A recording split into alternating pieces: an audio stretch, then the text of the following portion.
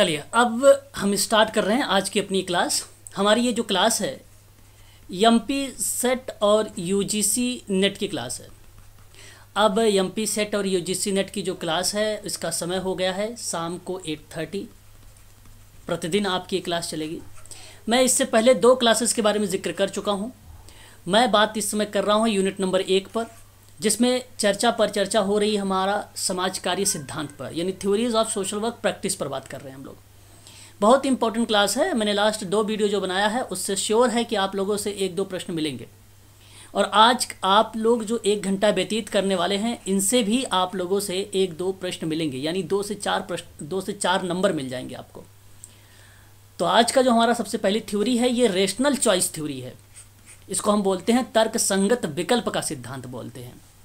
और तर्क संगत विकल्प का सिद्धांत की अगर हम बात करें तो अर्थशास्त्र से लेकर सामाजिक विज्ञान तक की बात हो रही है। ठीक है, इन विषयों में बात की जा रही है कि 1950 और 1960 के दशक में समाजशास्त्री जॉर्ज सी होमस का नाम आता है, पीटर ब्लॉक का नाम आता है और जेम्स कोलमैन का नाम आता है। इन्होंने सामाजिक आदान प्रदान के संबंध में तर्कसंगत विकल्प का सिद्धांत को बढ़ावा दिया है। ठीक है, तो आपने नाम सुना होगा एक एक्सचेंज, सोशल एक्सचेंज थ्योरी का नाम भी, कहीं कहीं इसको विनिमय का सिद्धांत कहा जाता है ना। तो यहाँ अगर मैं आपसे करूँ, वो भी जॉर्ज होमस का नाम आता है, सामाजिक विनिमय का सिद्धांत जॉर्ज होमस का नाम आता है। म्यूट हो जाइएगा। अगर मैं बात करूँ जॉर्ज सी होमस के बारे में, तो ये सिद्धांत एग्जैक्ट वर्ष नहीं पूछता है कब आया। अगर बाय द वे आ जाए तो 1950 और 1960 का दशक ही आएगा दोनों के बीच में, है ना, यही दोनों आएंगे। और दूसरी चीज़ कि प्रवर्तक कौन है ये आपको आएगा, जॉर्ज सी होमस का नाम। पीटर ब्लॉक वगैरह का नाम नहीं आता है। बेसिकली ध्यान रखें, बाय द वे अगर जॉर्ज होमस का नाम ना आए तो पीटर ब्लॉक का नाम आ सकता है या जेम्स कोलमैन का नाम आ सकता है, तब आप लोग इसको ध्यान रखें। अब यहाँ आप ध्यान रखें कि ये तर्क संगत विकल्प का सिद्धांत है क्या, कैसे सोशल वर्क में काम करता है, ये क्या काम करता है, इसके बारे में आप जानें। मैं आपको यहाँ पर बता रहा था इसी के बारे में, तो आप इसे ध्यान से सुने एक बार कि क्या है ये तर्क संगत विकल्प का सिद्धांत, रेशनल चॉइस थ्योरी। तो याद रखिएगा ये जॉर्ज सी होमस का नाम आता है। ये जो सिद्धांत है आपको मैं बता दूं, सामाजिक व्यवहार का एकत्रीकरण करता है। ये पहली पॉइंट, बहुत इंपॉर्टेंट पॉइंट। ये क्या करता है, सामाजिक व्यवहार का एकत्रीकरण करता है, पहली पॉइंट। दूसरी बात आपको ध्यान रखना है, फिर ये रेशनल चॉइस थ्योरी और क्या करता है, रेशनल चॉइस थ्योरी व्यवहारों का निर्धारक करता है। व्यवहार का निर्धारक कहा जाता है या माना जाता है। और थर्ड पॉइंट, व्यवहार की भविष्यवाणी करता है। ये व्यवहार की भविष्यवाणी करता है ये तर्कसंगत विकल्प का सिद्धांत। अच्छा, अब देखिए मैं एक प्रश्न ही बनाता हूँ, आप ध्यान दीजिएगा। अगर आपसे प्रश्न करे, प्रश्न ये बोले कि निम्नलिखित में से उस विकल्प को पहचान कीजिए जो तर्कसंगत विकल्प के सिद्धांत के लिए प्रासंगिक ना हो। क्या ना हो, प्रासंगिक नहीं है। तो मैंने 3 ऑप्शन तो दे ही दिया है ऑलरेडी। एक ऑप्शन और अगर यहीं पे मैं लिख दूं और वो लिख दूं यादृच्छिक, यादृच्छिक का व्यवहार, रैंडम वाला, तो ये आपका नहीं होगा, बाकी सारा होगा। तो प्रासंगिक, ये प्रश्न तो एक ऐसे बन सकता है। तो इसलिए ध्यान रखिए ये 3 महत्वपूर्ण बिंदु। जी, फोर्थ वाला क्या बताया था आपने?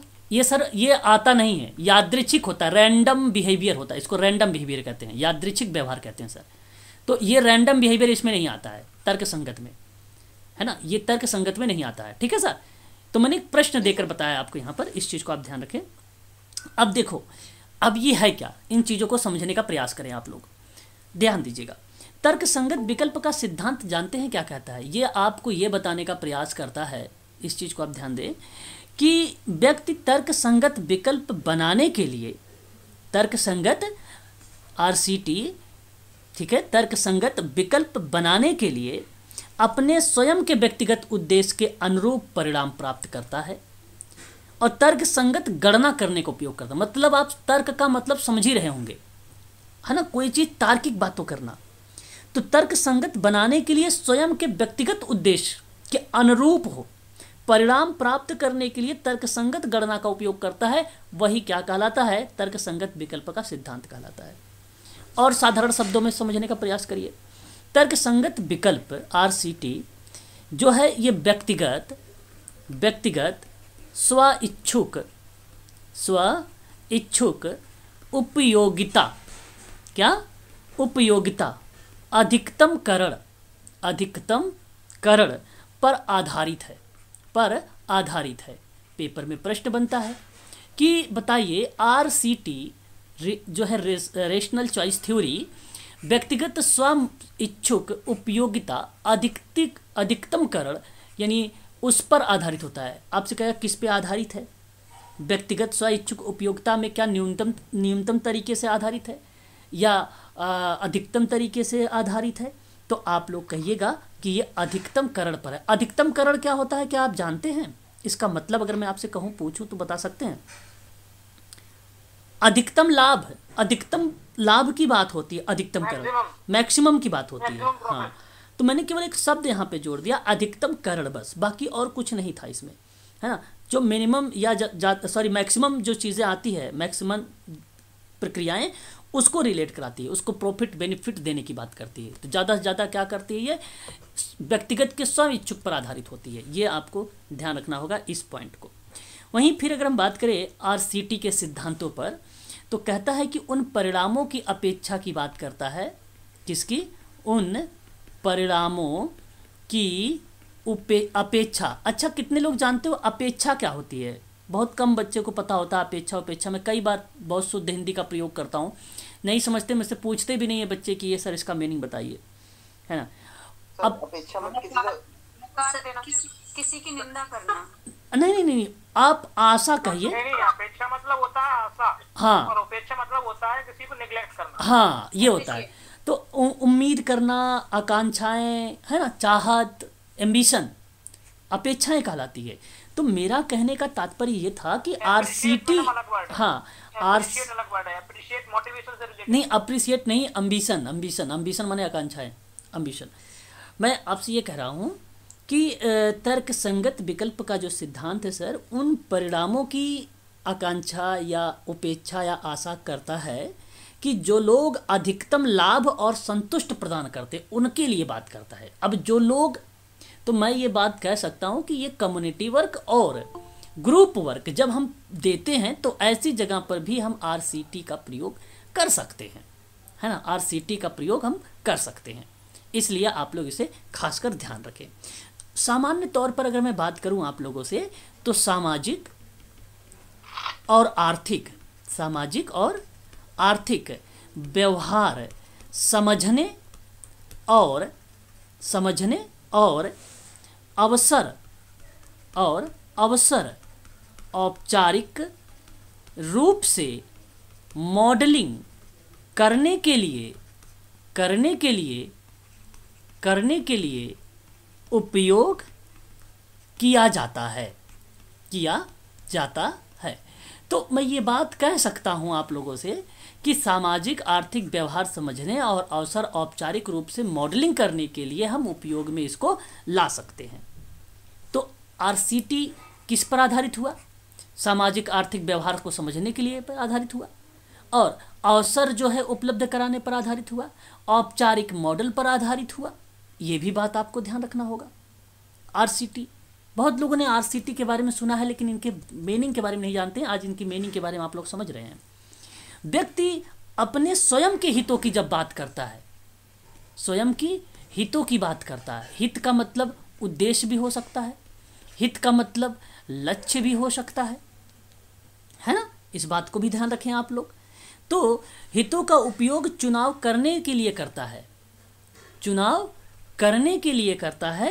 और ध्यान रखें अधिकतम लाभ प्रदान करने के लिए यह प्रक्रिया संचालित करता है।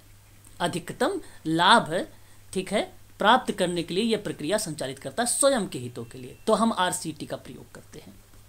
हम बात करें, यह सिद्धांत पूरी तरह से आदर्शता को स्वीकार करता है। किसको?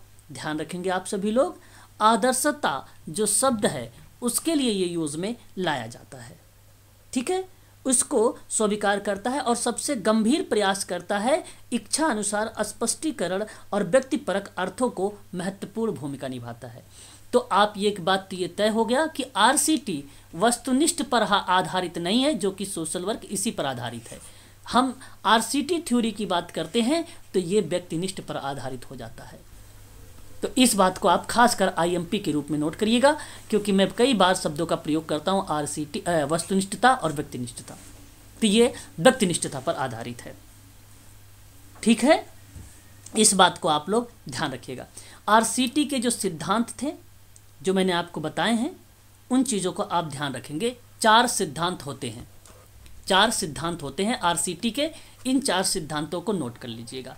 एक है सामाजिक व्यवहार को एकत्रीकरण करना, मैंने पहले ही बता दिया था आप लोगों को। दूसरा मैंने बताया था व्यवहार की भविष्यवाणी करना, ये आपको बताया था दूसरा। तीसरा मैंने बताया था व्यवहार का निर्धारक करना। और चौथा मैंने आपको बता रहा हूँ प्रवाहक, ध्यान रखिएगा, प्रवाहक जो समूह होता है उसका अध्ययन करता। अब आपको पता है प्रवाहक समूह कौन सा होता है? प्रवाहक समूह किसे कहते हैं, जानते हैं आप लोग? नहीं सर। चलिए बहुत बढ़िया, मैं आपको बताता हूँ। ये एडोकेंसी ग्रुप कहलाता है। जो नेतृत्व करता है, आपको बता रहा हूँ, इसको हम अगर हम बात करें तो एडोकेसी ग्रुप कहलाता है ये। और अगर हम बात करें इसके बारे में, ये बेसिकली जो दबाव समूह होता है ना, क्या बोलते हैं उसको? दबाव। आपने पेपर में सवाल वगैरह में ये देखते होंगे, दबाव समूह, दबाव है ये, दबाव मैंने लास्ट में बात कर दिया। दबाव समूह के संदर्भ में इसको कहा जा सकता है कि जब कोई संगठन अपने सदस्यों के हितों की पूर्ति के लिए राजनीतिक सत्ता को प्रभावित करता है और उसकी पूर्ति के लिए दबाव डालता है, तो उस संगठन को दबाव समूह कहते हैं। और दबाव समूह को ही हम प्रवाहक समूह कहते हैं। और आप लोग दबाव समूह तो पेपर में देखते हैं, लेकिन प्रवाहक शब्द बहुत कम सुनते हैं, परंतु अब उसको जो है नोट कर सकते हैं ऑब्लिक करके, दबाव समूह के साथ साथ उस शब्दों को भी। दबाव समूह की डेफिनेशन अगर हम बात करें साधारण शब्दों में मैडम, दबाव समूह शब्द का प्रयोग उन हित समूहों के लिए किया जाता है जिनके प्रभाव डालने के तरीके सामान्य माध्यमों की अपेक्षा अधिक दबावपूर्ण होता हो, अधिक दबावपूर्ण होता हो। या तो आप ये कह लीजिए कि जब कोई संगठन अपने सदस्यों के हितों की पूर्ति के लिए राजनीतिक सत्ता को प्रभावित कर रहा हो और उसकी पूर्ति के दबाव डालता है, तो उस संगठन को हम क्या बोलेंगे? दबाव समूह कहेंगे। बस इतनी सी बात है। अब प्रेशर ग्रुप कहता तो आप समझ जाते हैं, एडोकेसी ग्रुप बोला हूं तो आप थोड़ा सा कंफ्यूज हो गए। लॉबी ग्रुप आपने नाम सुना? लॉबी ग्रुप इसी को कहा जाता है। कैंपियन ग्रुप इसी को बोला जाता है। इंटरेस्ट ग्रुप भी बोल सकते हो, स्पेशल इंटरेस्ट ग्रुप बोल सकते हो। प्रवाहक समूह के तो बड़े नाम है। अब यूजीसी है, एमपी सेट है, कुछ भी दे सकता है, कुछ भी कह सकता है। तो उन समूहों को कहते हैं जहां हम जनमत या सार्वजनिक नीति को प्रभावित करने के लिए विभिन्न प्रकार के हथकंडे अपनाते हैं, उन्हीं को बोला जाता है ये सारा समूह। राजनीतिक प्रणाली और सामाजिक प्रणाली के विकास में प्रवाहक समूह महत्वपूर्ण भूमिका निभाता है, इस बात को ध्यान रखेंगे खासकर। अब पेपर में अगर सवाल पूछ ले प्रवाहक समूह और ऑप्शन में राजनीतिक शब्द हो, तो क्या आप इसे गलत कहोगे? बताइए। नहीं करना, एक ही होगा। हाँ, फिर यही होगा। तो मैं आपसे कहा हूं कि सोशल वर्क में राजनीतिक शब्द अगर आता है तो हम उसको एलिमेंट कर देते हैं, परंतु जब प्रवाहक शब्द आएगा तो उसे एलिमेंट नहीं करेंगे। इस बात को आप लोग ध्यान रखेंगे खासकर, ठीक है। चलिए बहुत बढ़िया है। यहाँ पे आप लोग राजनीतिक प्रणाली और सामाजिक प्रणाली के विकास में प्रवाहक समूह के संदर्भ की भूमिका को आपने देख लिया, ठीक है। चलो आगे बात करते हैं और भी चीज़ों को समझने का प्रयास करते हैं। थ्योरीज कहाँ चला गया? ये रहा, ठीक। अब देखिए आगे, अब देखिए चॉइस थ्योरी का विकास।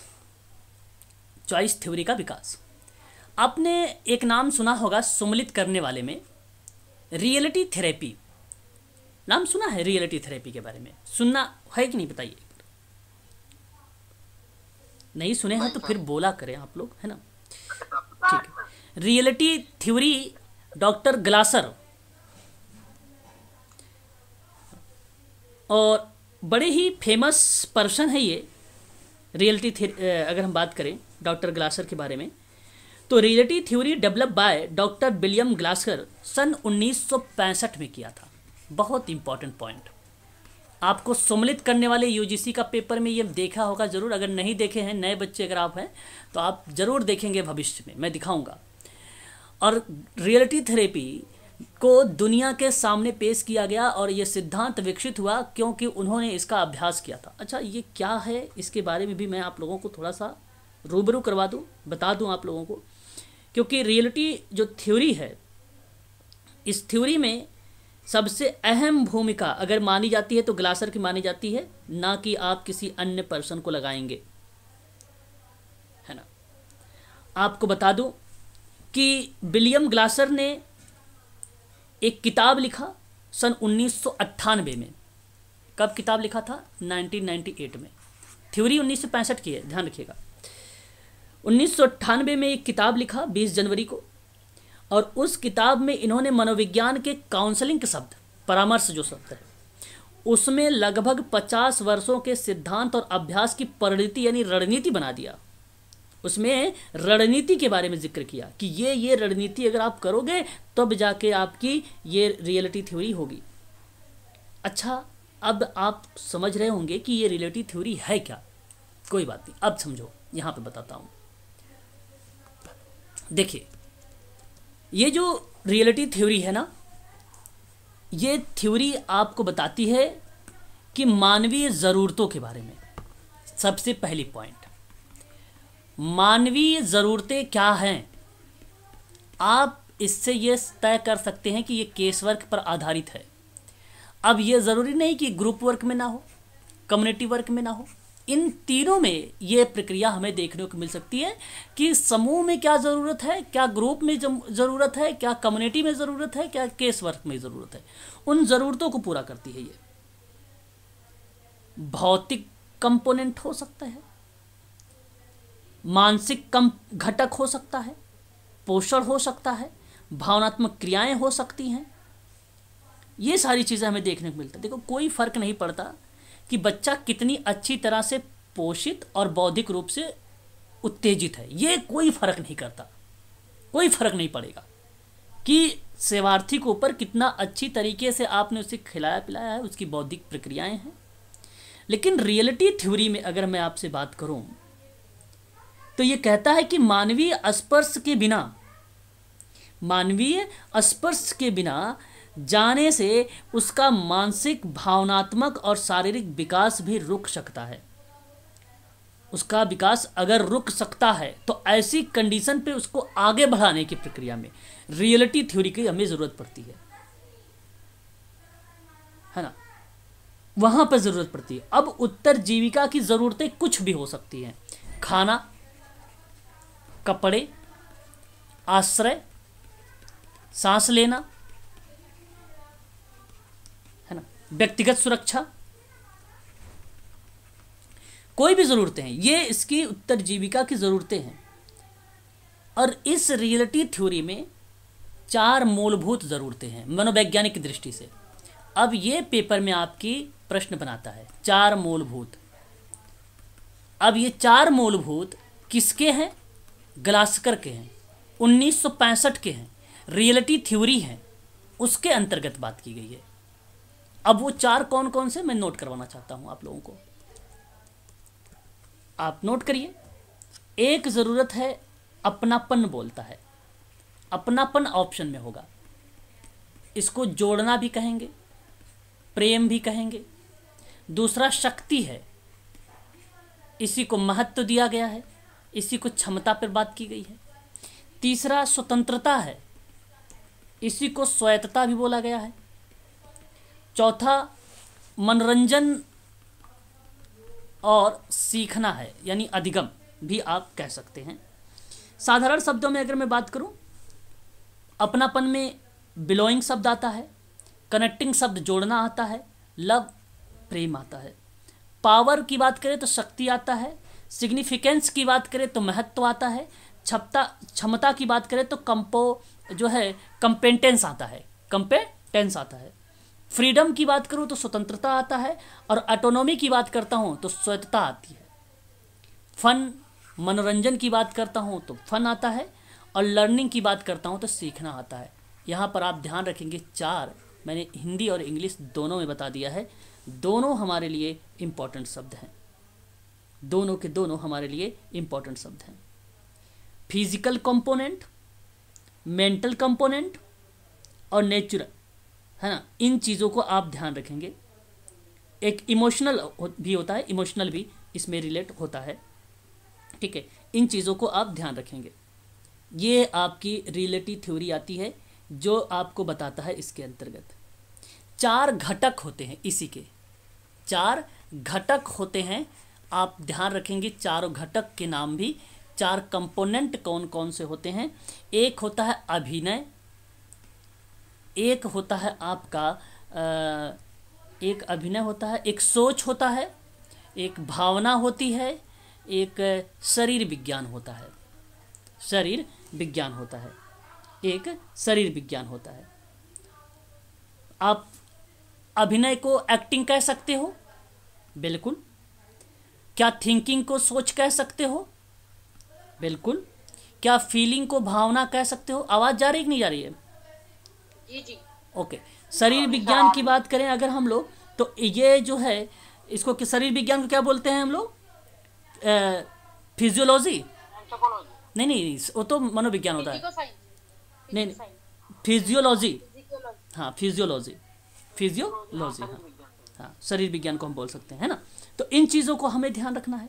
और ये 4 कंपोनेंट हमें कहाँ मिलते हैं, आप ध्यान रखेंगे, रियलिटी थ्योरी में मिलते हैं 4 कंपोनेंट। बस इतनी चीज़ें अगर आपको पता है तो आप आसानी से यूज़ कर सकते हैं, है ना।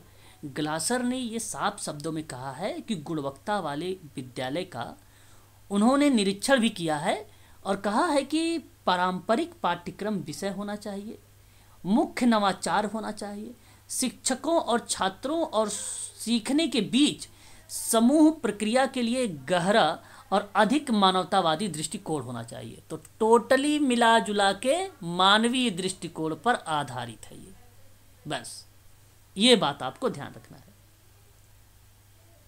आपको बता दूं, एक शब्द सोशल वर्क में DSM-4 आता है, ये आज आप देख रहे हैं तो इसका मतलब ये नहीं कि आप भूल जाइएगा, बहुत इंपॉर्टेंट शब्द है, ट्रिपल स्टार मार रहा हूँ इस पर, इसलिए ऐसे ध्यान रखेंगे। खासकर पेपर में हम लोगों से ये प्रश्न कई बार आया हुआ है कि DSM-4 का आप फुल फॉर्म बताइए। क्या बताना उचित समझेंगे DSM का फुल फॉर्म? डायग्नोस्टिक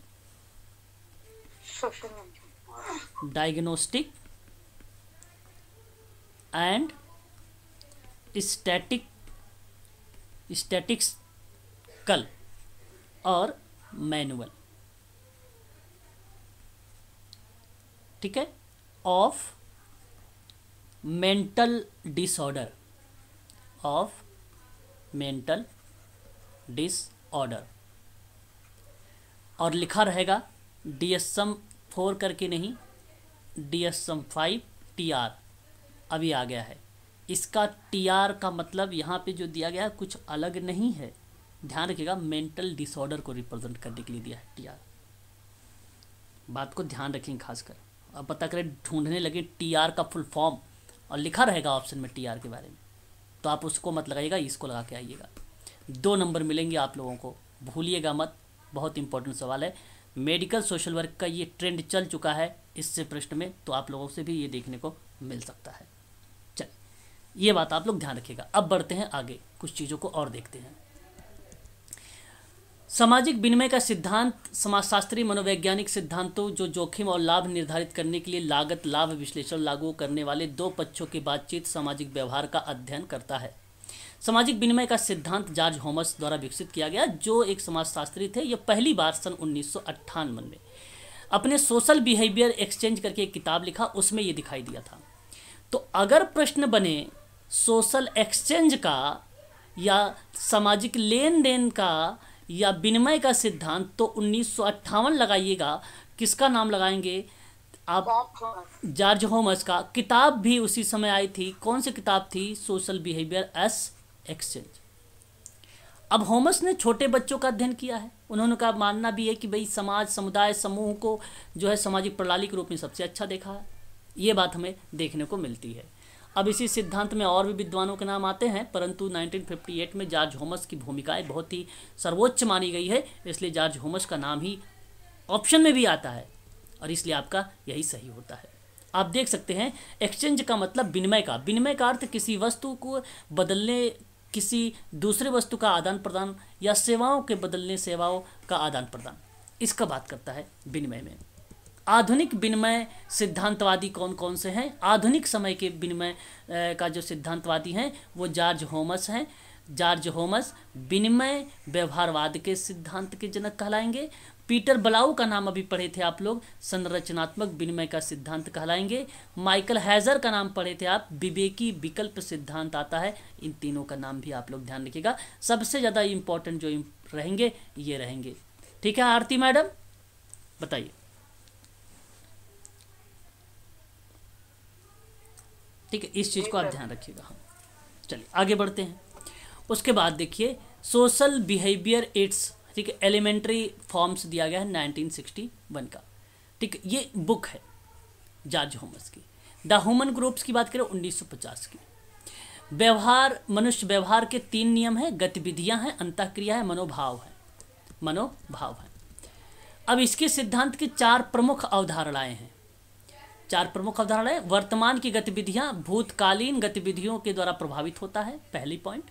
दूसरा है कि किसी भी कार्य के लिए पुरस्कार मिलने से वह कार्य दोबारा भी किया जा सकता है, यानी पुनरावृत्ति की भी प्रक्रियाएं संचालित है।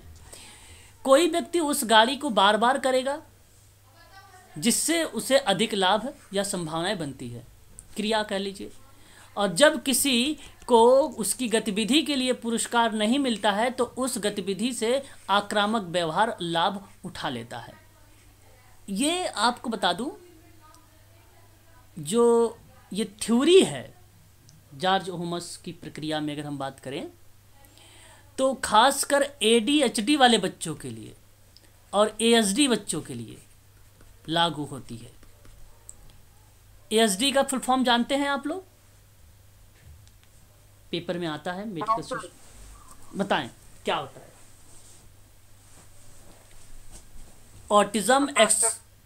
Autism spectrum disorder. हाँ डिसऑर्डर। ADHD का फुल फॉर्म बताइए। ये डेवलपमेंटल डिसऑर्डर है। अच्छा, कितने लोग जानते हो डेवलपमेंटल डिसऑर्डर कौन कौन से होते हैं?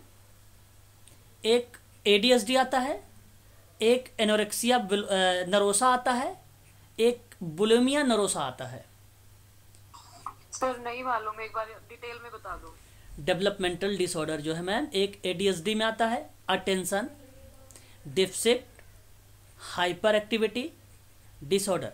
शुद्ध हिंदी में अवधान छीन, अति सक्रियता विकृति, शुद्ध हिंदी में इसको कहेंगे। ठीक है, और डेवलपमेंटल डिसऑर्डर के अंतर्गत ये शब्द आता है, और एक एनोरेक्सिया नरोसा आता है और एक बुलिमिया नरोसा आता है। ये खाने के संबंध में विकृति होती है ना, है ना, एनोरेक्सिया बुलिमिया।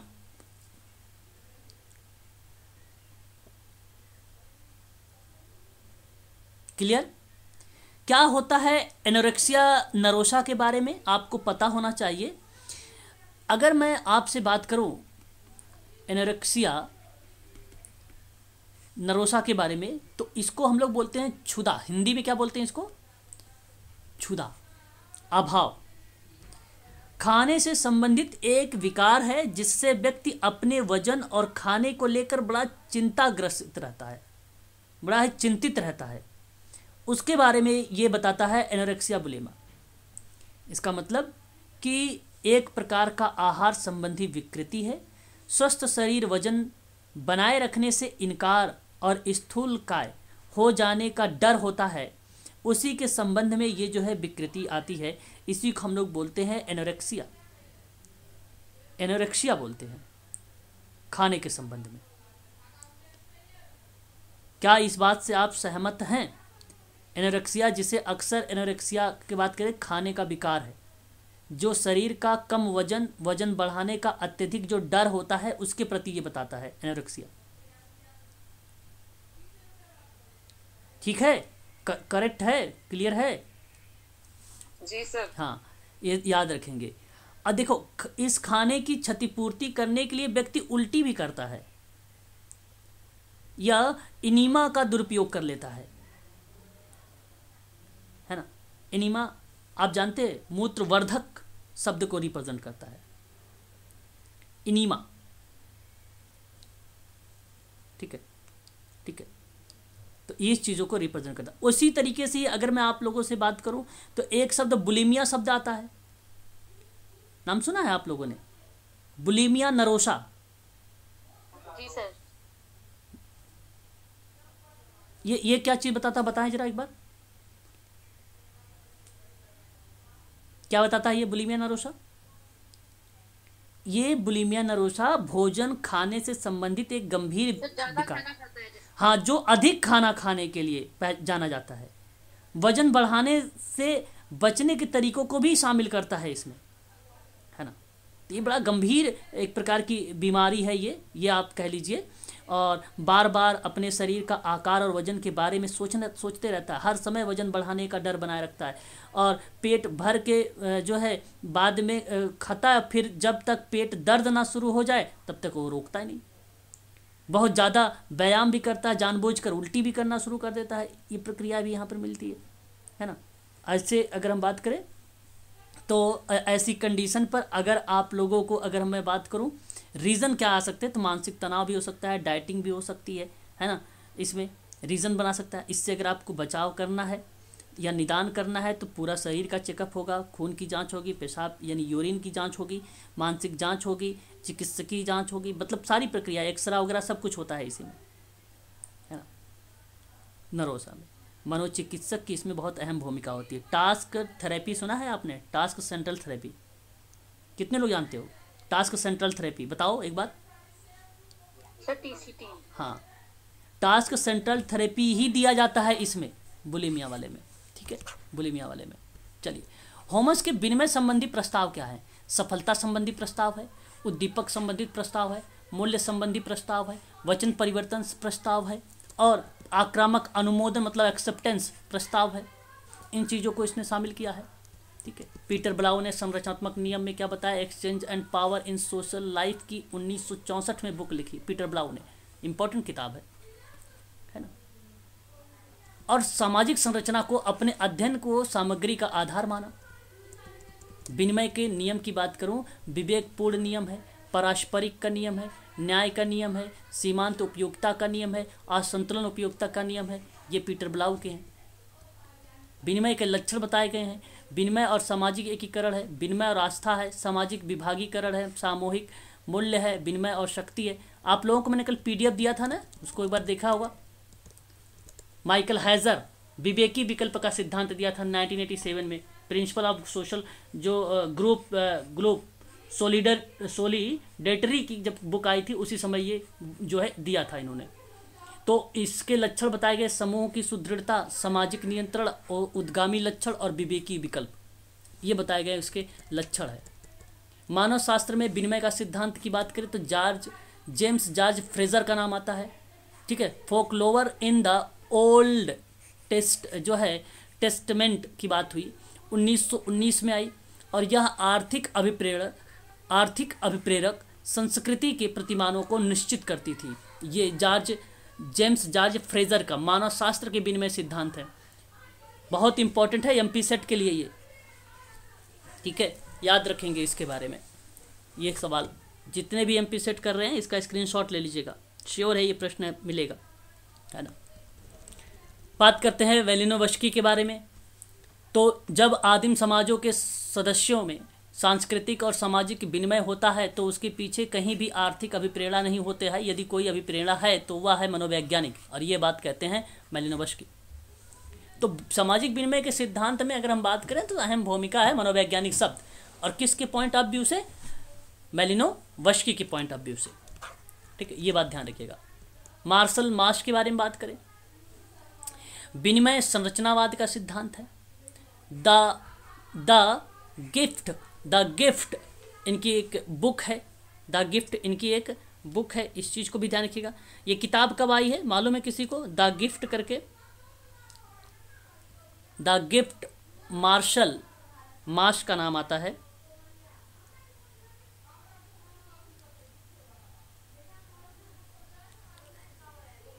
बताएं 1925 में।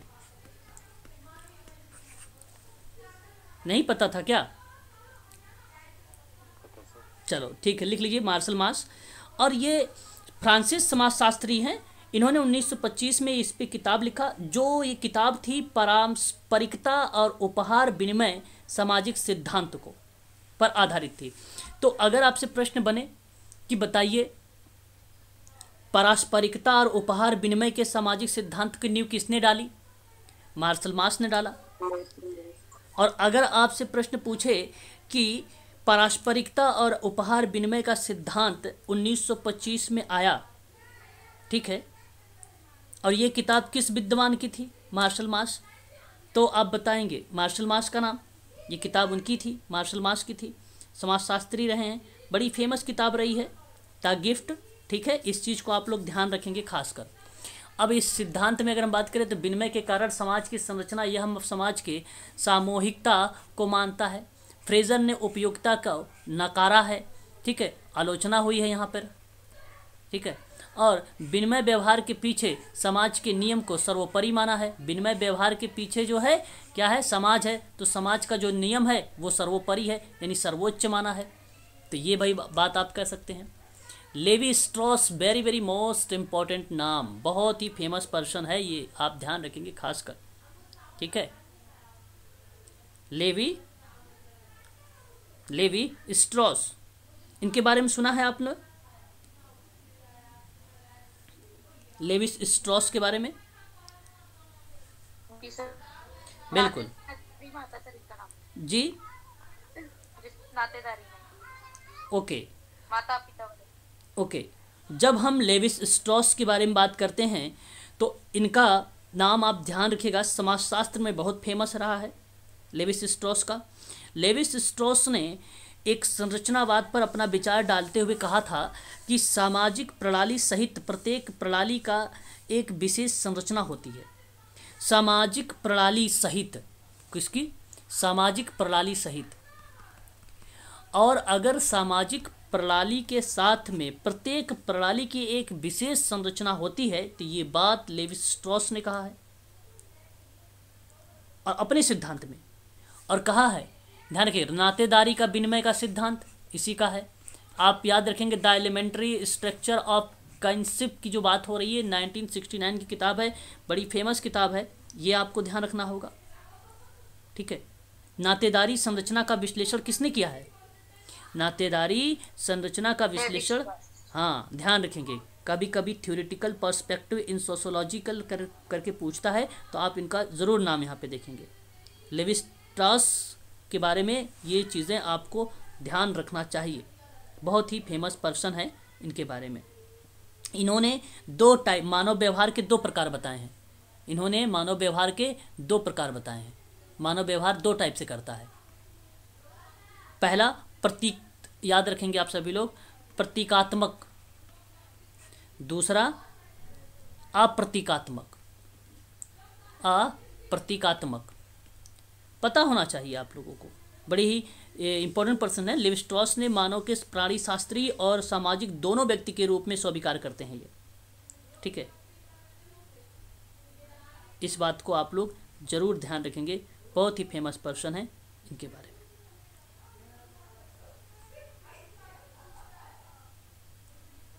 दिक्कत नहीं है कोई ना? बताइए एक बार।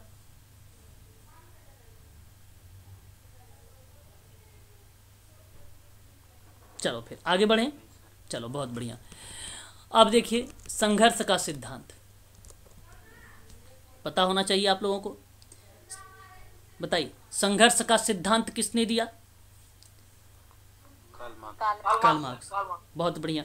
आपको बता दूं वर्ग संघर्ष का सिद्धांत आए तो पूछता है, ऐतिहासिक भौतिकवाद का सिद्धांत पूछता है तो किसका नाम लगाते हैं हम लोग? कार्ल मार्क्स का नाम लगाते हैं। बहुत फेमस पर्सन है ये, आप ध्यान रखिएगा। वर्ग आप ध्यान रखिएगा, कार्ल मार्क्स के इसी सिद्धांत में समाज के 2 वर्ग बताए थे। समाज को कितने वर्ग बताए थे? 2 वर्ग। 2 वर्ग कौन कौन व्यक्ति जानते हैं, जरा मुझे बताना। शोषक और शोषित। क्या बात है, 2 वर्ग में इन्होंने एक वर्ग बताया, शोषक और शोषित। ठीक है, बहुत बढ़िया। लेकिन समाज में जो 2 वर्ग बताए गए हैं, समाज में वो श्रम के आधार पर बात की जाती है। जब समाज में 2 वर्गों की बात होती है तो पहला उत्पादन आता है, दूसरा वर्ग जो होता है वो वितरण आता है, वितरण आता है। तो ध्यान रखिएगा, मैं बात कर रहा हूँ आप लोगों से समाज में 2 वर्ग, समाज में 2 वर्ग, एक उत्पादन और एक वितरण, प्रोडक्शन और डिस्ट्रीब्यूशन। 2 ऐसे वर्ग हमें देखने को मिलते हैं कार्ल मार्क्स में, है ना। कार्ल मार्क्स में बहुत फेमस पर्सन है, इनके बारे में हमें पता होना चाहिए। अब अगर मैं कार्ल मार्क्स के बारे में जिक्र कर रहा हूँ तो आपको पता होना चाहिए कुछ इनकी मुख्य बातें, जैसा कि मैं यहाँ पर बताने चल रहा हूँ।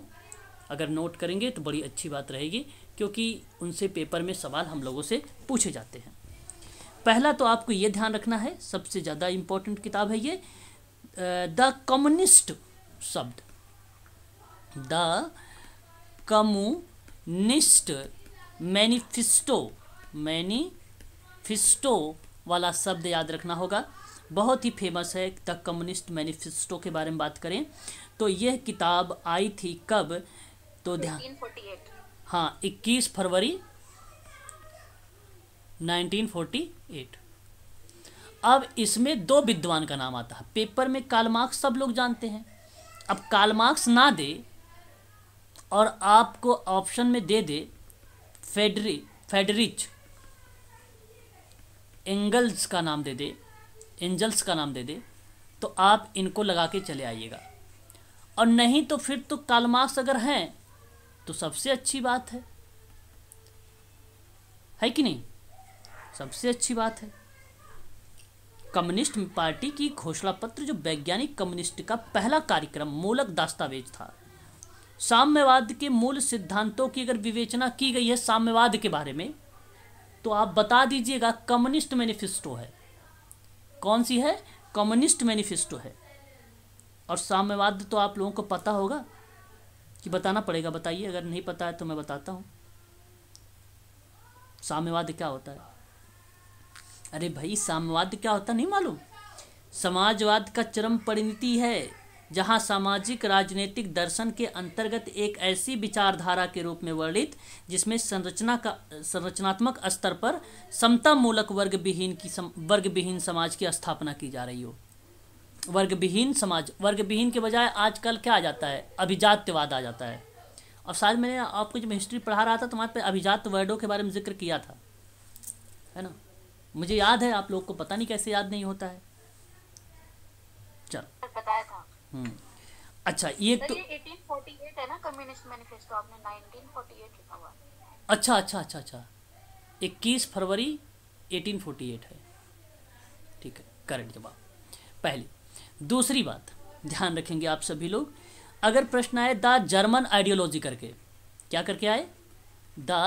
देखो, मैं इनकी किताबें बहुत सारे हैं, लेकिन मैं वही बताने वाला हूँ आप लोगों को जो आप लोगों के पेपर में पूछे जाते हैं, है ना। जो आप लोगों के पेपर में पूछे जाते हैं, मैं उन्हीं चीज़ों पर आप लोगों से जिक्र करने वाला हूँ। द जर्मन विचारधारा की बात थी ये, और इसमें भी फेडरिच एंजल्स और कार्ल मार्क्स का नाम आता है।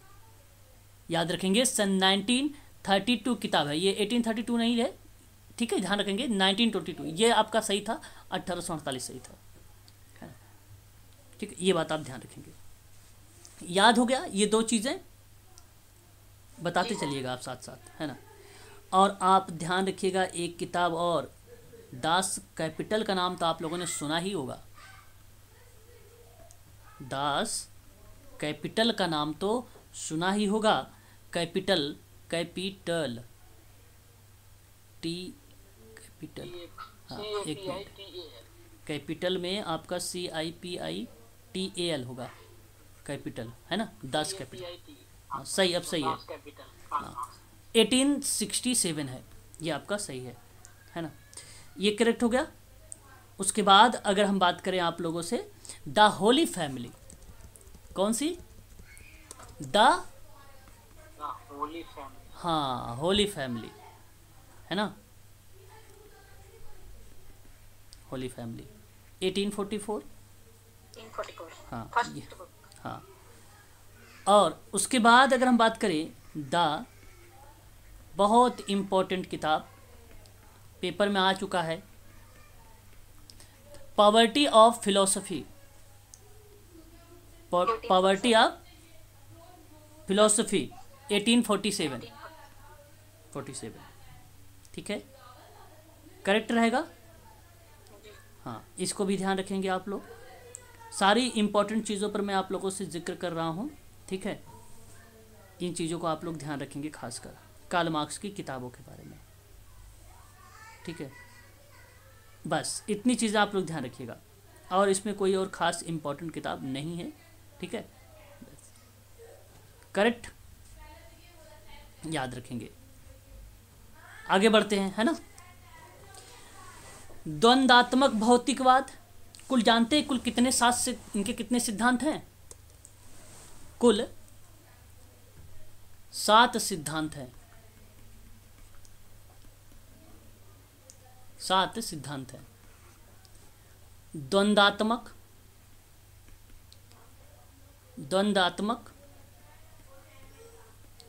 भौतिकवाद, नंबर 2 ऐतिहासिक भौतिकवाद, अतिरिक्त मूल्य का सिद्धांत, 4 वर्ग संघर्ष,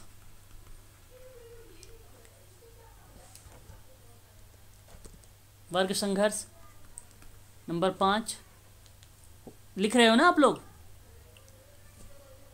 जी सर। नंबर 5 सर्वहारा वर्ग का अधिनायकत्व, नंबर 6 साम्यवाद, नंबर 7 क्रांति। ये 7 ऐसे सिद्धांत हैं जो कार्ल मार्क्स से प्रश्न पूछे जाते हैं। मार्क्सवाद का जनक कौन? मार्क्सवाद का जनक कौन? कार्ल मार्क्स, ठीक है। क्लियर हो रहा है ना सारी बातें? होना भी चाहिए, ध्यान रखेंगे आप लोग खासकर इसे। बस इतनी चीज़ें आपको ध्यान रखना है, बाकी और बीच बीच में जब आते रहेंगे तो इनके बारे में हम लोग जिक्र करते रहेंगे, ठीक है। चलिए, और कार्ल मार्क्स से पेपर में अगर प्रश्न आएगा तो इन्हीं में से आएगा जो आपको मैंने बताया है। शासित और शासक जो वर्ग हैं इनके बारे में भी आप लोग ध्यान रखेंगे। संघर्ष का सिद्धांत पहली बार कब प्रस्तावित किया गया? 1950 के दशक में लुईस क्लोजर, राल्फ डोरनडॉर्फ। आपको मैं बताऊंगा जब पढ़ाऊंगा प्रकारात्मक के बारे में, तो वहाँ पे नाम इनके बारे में जिक्र करूंगा, वहीं संघर्ष वगैरह भी मिलेंगे आपको, तो वहाँ पे मैं आप लोगों से जिक्र करूंगा, है ना। एक जो है आपने देखा था पेपर में, इस बार प्रकार से एक प्रश्न पूछ लिया था, है ना, याद है आप लोगों को? सुप्रकार्य एक शब्द आया हुआ था, याद आ रहा है आप लोगों को? कौन सा क्वेश्चन था वो? नहीं याद आ रहा है? ये भी तो नहीं आप लोग बोलते हो कि सर नहीं याद आ रहा है, बस हल्का हल्का तो याद आ रहा। नहीं याद आ रहा तो कोई बात नहीं, आप बोला करें ना। तो आपका एक प्रश्न आया हुआ था रॉबर्ट मर्टन का, और उस प्रश्न में जो उस प्रश्न में जो सवाल आया हुआ था वो प्रश्न था आपका एक सुस्पष्ट प्रकार था, और सुस्पष्ट प्रकार था, और एक प्रकार ये उसका जो था अव्यक्त प्रकार था। आपको पता हो गया होगा, अब याद आ गया होगा कि पेपर में प्रश्न आया हुआ है। सुस्पष्ट को बोला गया था मैनिफेस्ट, और अव्यक्त को बोला जाता है लेटेंट, ये रॉबर्ट मर्टन का है। उसी तरीके से लुइस कोजर और रॉल्फ डॉरेनडॉर्फ ने भी समाजशास्त्र में संघर्ष का सिद्धांत पर इन्होंने भी प्रमुख संरचनात्मक प्रकार्यवाद की आलोचना की थी और जो सामाजिक की सहमति और संघर्ष मुक्ति प्रकृति पर जोर दिया था। तो संघर्ष मुक्त प्रकृति पर इन्होंने बल दिया है, इसीलिए यह सबसे पहली बार जब लाया था संघर्ष सिद्धांत तो लुइस कोजर और रॉल्फ डॉरेनडॉर्फ का नाम हमें देखने को मिला था। ठीक है, इस चीज़ को भी आप ध्यान रखेंगे। संघर्ष के अगर सिद्धांत का जनक पूछता जाता है तो 19वीं सदी के दौरान में अगर हम बात करेंगे, इसका अगर किसी को श्रेय जाता है तो वो कार्ल मार्क्स को जाता है, ये बात सत्य है ना। आधुनिक संघर्ष का सिद्धांत में अगर हम लोग बात करते हैं, आधुनिक संघर्ष के सिद्धांत में तो राइट मिल्स का नाम जाता है। आधुनिक संघर्ष के सिद्धांत के संस्थापक के रूप में इनको जाना जाता है, आधुनिक संघर्ष के सिद्धांत के रूप में। सामान्य परिणाम यहाँ पे अगर हम बात करेंगे, ठीक है, तो अभिजात वर्ग और अन्य के बीच में शक्ति का अंतर होता है, ऐसी बात इन्होंने राइट मिल्स के द्वारा बताई गई थी, राइट मिल्स के द्वारा बताई गई थी। इस चीज़ को भी आप लोग जो है ध्यान रखेंगे खासकर, ठीक है। बाकी तो आपको पता होना चाहिए। एक बहुत ही फेमस वाक्य है, भिक्षा के बिना सहायता। जानते हैं किसका वाक्य है? भिक्षा के बिना सहायता। सर ऑक्टेविया हिल, ऑक्टेविया हिल सर, ऑक्टेविया हिल, ओके, बहुत बढ़िया। देखो ये बात सही है कि किसी की मदद मत करो, उसकी क्या करो, उसे स्वतंत्र बनाओ, इंडिपेंडेंट बनाओ, है ना, उसे इंडिपेंडेंट बनाओ। किसी को मदद मत करो देकर, किसी के ना साथ, जैसे बहुत लोग होते हैं ना, दिव्यांग बच्चे हो गए, है ना, तो उसको क्या करते हैं कि बड़ी सहायता देने चले जाते हैं, भाई ये चला कुछ कर नहीं सकता, ये उस तरीके से उसको जो है हेल्प करने लगते हैं, है ना। तो इस तरीके से मत बनाओ उसको। तो यही कहा कि भिक्षा के बिना सहायता, आप उसे कुछ दो मत, उसको इंडिपेंडेंट बनाओ।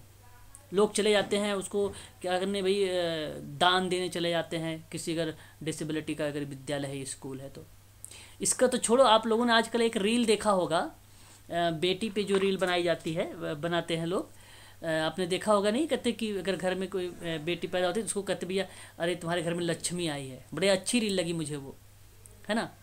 होता ही नहीं, देखा ही नहीं देखा आप लोगों ने रील? वो देखा होगा, है ना। तो जरूरी थोड़ी कि आप उसको बोलो, उसको संतावना दे रहोगे, अरे भाई घर में तुम्हारी लक्ष्मी पैदा हुई है, कोई बात नहीं है, सब कुछ होगा, सब कुछ अच्छा अच्छा होगा।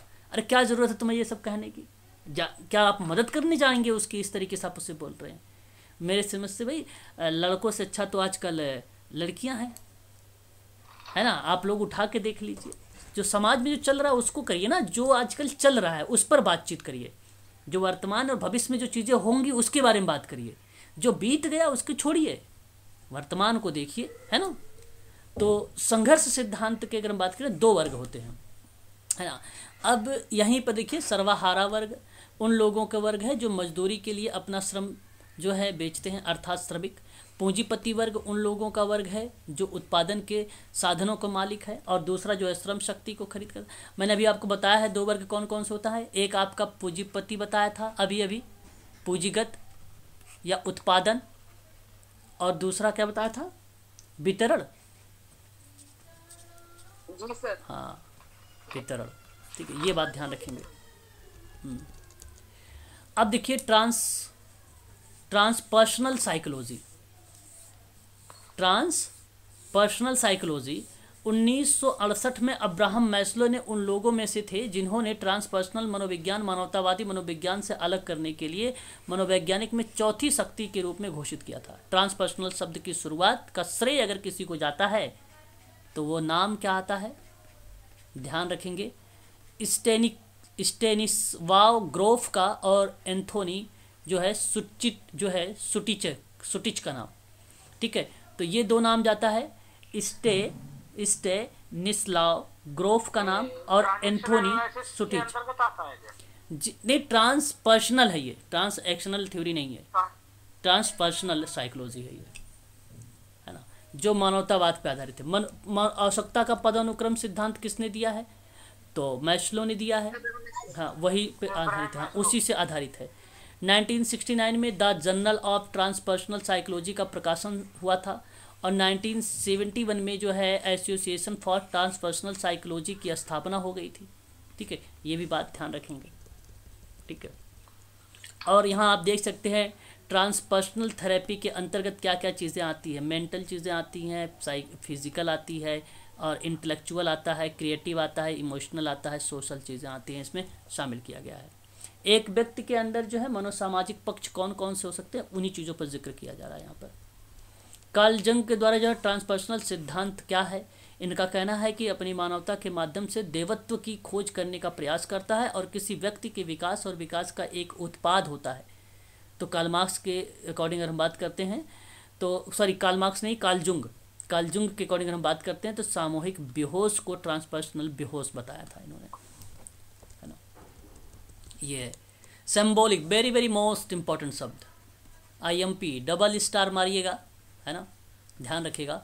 सिंबॉलिक, अगर हम इंटरेक्शनलिज्म की बात करें तो जिसको हम बोलते हैं प्रतीकात्मक अंतःक्रियावाद, हर्बर्ट ब्लूमर का नाम आता है ना, हर्बर्ट ब्लूमर का नाम आता है। इस बात को आप लोग खासकर ध्यान रखेंगे, हर्बर्ट ब्लूमर का नाम, सबसे पहले इन्होंने ही इसके बारे में जिक्र किया था।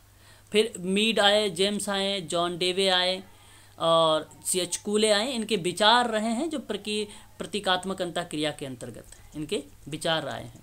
ठीक है, और आप देख सकते हैं अमेरिका के जो समाजशास्त्री हैं GH मीड महोदय और माइंड सेल्फ सोसाइटी, ठीक है, इनका आया है। और मीड ने आत्मविकास के लिए मैं शब्द, मुझे शब्द दिया था। ठीक है, आई, मुझे, मैं, मुझे और स्वयं, यानी आई, मीड एंड सेल्फ वाला शब्द आया है। तो ये मीड का है। और इसमें 3 अवस्थाएं होती हैं, एक है नकल की अवस्था, नाटक की अवस्था, एक खेल की अवस्था, ये 3 अवस्था होती है। ठीक है, इसमें मीड ने कूले की तरह ही अगर हम बात करें समाजशास्त्र में मनोवैज्ञानिक दृष्टिकोण का जो है देखते, कूले का दर्पण का सिद्धांत है, ये बात आपको पता होना चाहिए। लुकिंग ऑफ ग्लास का अगर सिद्धांत किसने दिया है तो क्या नाम लगाएंगे, कूले का। अरे भाई बोला करो, कूले का नाम लगाएंगे, है ना। हाँ, मानवतावाद संप्रदाय के बारे में बात करें तो अब्राहम मैस्लो का है, ये बात आपको भली भांति तरीके से पता है। ठीक है, और इसके समर्थक जो रहे हैं कार्ल रोजर्स रहे हैं अब्राहम मैस्लो के। ठीक है, और इनके बारे में मैंने आपको पहले भी बता चुका हूँ। ठीक है, आप देख सकते हैं पहला जो है साइकोलॉजी है, दूसरा सेफ्टी है, हाँ ठीक है, सेफ्टी है, तीसरा जो है बिलोइंग और स्टीम, फिर सेल्फ एक्चुअल, ये 5 हैं, याद रखेंगे आप सभी लोग। और ये पहले से लेकर 4 तक की अगर हम बात करते हैं तो 95% लोग इसमें सफल है। ठीक है, तो पहला शारीरिक से है, दूसरा सुरक्षा से, तीसरा समाज से, चौथा सम्मान से रिलेटेड है। 5वें से और चौथे से बहुत प्रश्न पूछा जाता है, ये IMP है। 5वें को आत्मसिद्धि कहा जाता है, उच्च स्तर की मांग कहा जाता है, केवल 5% लोग इसमें पहुंच पाते हैं। ठीक है, इसका प्रतिपादन अगर हम बात करें तो मोटिवेशन एंड पर्सनालिटी 1954 में एक बुक आई थी, उसी समय ये जो है दिया गया था। ठीक है, इस बात को आप लोग ध्यान रखेंगे। ठीक है, हायरार्की थ्योरी भी कहा जाता है, हायरार्की नीड भी कहा जाता है इसको। ठीक है, इस बात को, हाँ हायरार्की नीड, हाँ बिल्कुल करेक्ट जवाब।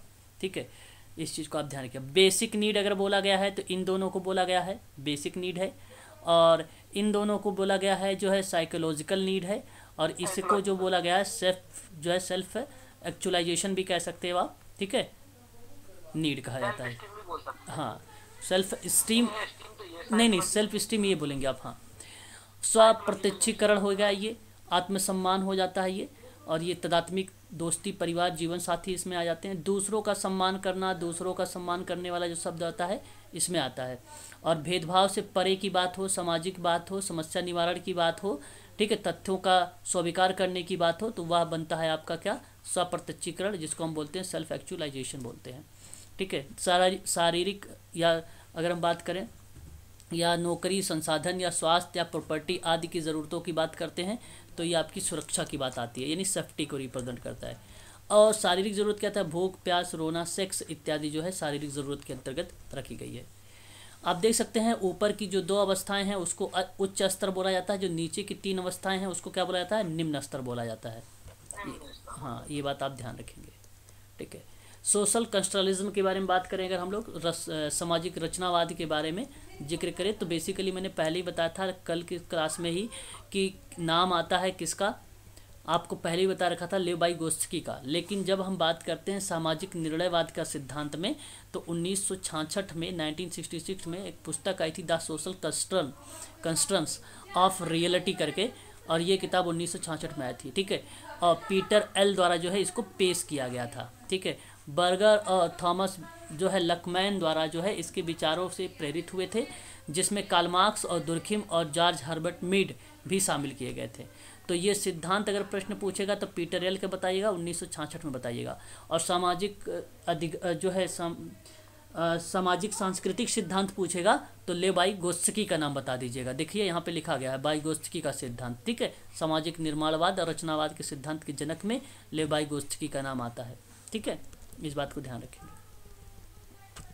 अटैचमेंट थ्योरी का नाम तो सुना ही होगा, पेपर में आता भी है ये सोशल वर्क में, है ना। जॉन बॉल्बी का नाम आता है, इस बात को आप ध्यान रखिएगा। इसी को लगाव का सिद्धांत कहा जाता है, अटैचमेंट को ही। मुख्य बिंदु इसमें अगर हम बात करें, संयुक्त राष्ट्र ने जॉन बॉल्बी के द्वितीय विश्व युद्ध के बाद अनाथ और बेघर बच्चों के लिए, बहुत इंपॉर्टेंट शब्द है ये, किससे संबंधित है, पेपर में आया था सवाल, है ना।